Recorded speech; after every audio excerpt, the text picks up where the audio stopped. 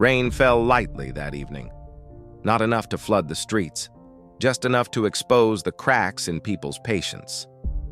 Daniel Okori stood at the gate of his mansion, arguing on the phone. "I told you not to come here again," he hissed angrily. Across the gate stood a woman holding a small bag, simple clothes, tired eyes, quiet dignity. His wife, Miriam. "You're embarrassing me," Daniel continued. "My life has changed." Miriam said nothing. She had heard those words before. Daniel had once been poor, very poor, and Miriam had stood beside him through it all. But tonight, he turned his back on her. Years earlier, Daniel and Miriam lived in a single room. No ceiling fan, no steady electricity. Miriam cooked by candlelight. Daniel dreamed aloud of success. She listened. She believed. When Daniel lost his job, she sold her sewing machine. When he failed again, she prayed for him. When his business finally worked, something in him hardened. Success changed his address, and slowly, his heart. 2 months after sending Miriam away, Daniel returned home with Clara.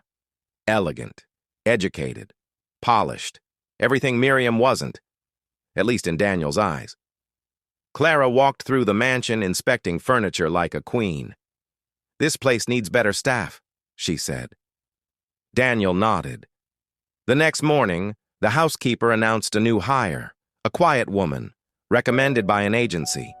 She lowered her head respectfully. Daniel looked up and froze. It was Miriam. "Miriam?" She avoided his eyes. "I'm here to work." Clara smiled. Good. I like obedient people. Every day, Miriam cleaned the floors, washed dishes, served meals. She never complained. Daniel watched from a distance, shame crawling under his skin. At night, he couldn't sleep. During the day, he couldn't speak. The woman he once loved now bowed before him. One afternoon, an elderly man arrived at the mansion.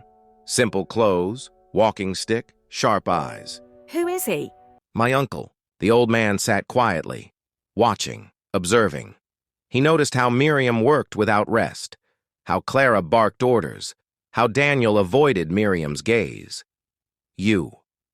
What is your name?" "Miriam, sir." He nodded slowly and smiled. That evening, the old man asked everyone to gather. "I didn't come here by accident. Daniel shifted uncomfortably. I came to see the kind of man my nephew has become." The old man turned to Miriam. "This woman is still legally his wife." Clara gasped. What? The old man's voice hardened. "And this company Daniel runs, I funded it. Silence filled the room. I watched from afar to see if success would make him kinder." It hadn't. That same night, Clara packed her bags. Daniel lost his authority. Miriam was offered a choice. "You can leave, or you can reclaim what is yours." Miriam looked at Daniel, not with anger, not with hatred, but with clarity, "I choose peace." and walked away. Months later, Daniel stood alone in a smaller apartment. The mansion was gone. The power was gone. Only memories remained. One name echoed in his heart. Miriam. Too late. Some people don't realize the value of gold until they trade it for dust. The door closed behind Miriam, not loudly, not violently, just softly. Yet something inside the mansion collapsed. Daniel stood where she had left him. The air felt heavier. The lights were still on. The furniture still expensive. But the house felt empty for the first time. That night, Daniel slept on the couch. Not because he wanted to, but because the bedroom felt too large without her silence inside it.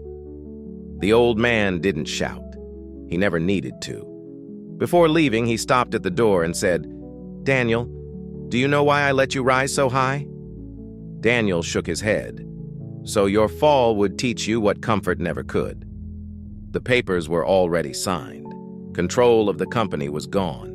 Not taken in anger, taken in disappointment, and disappointment cuts deeper than rage. By morning, the mansion felt unfamiliar. Staff moved carefully.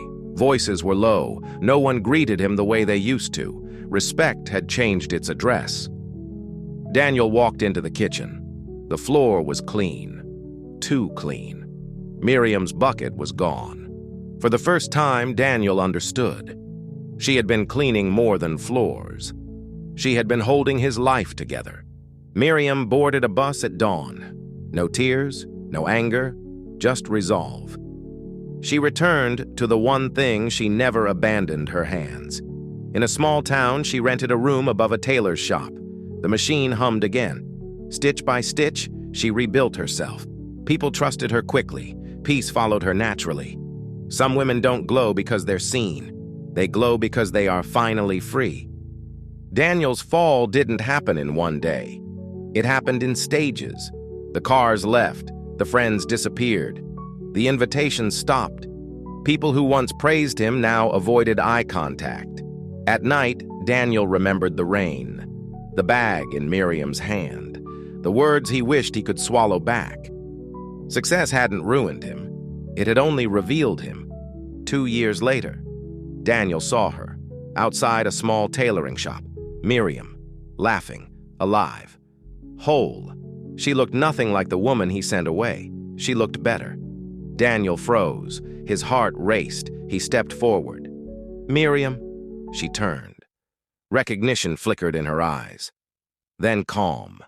No bitterness, no pain, just distance. She nodded politely and walked back inside. That moment lasted seconds, but it stayed with Daniel forever. Daniel tried to rebuild. He worked again, humbly, quietly.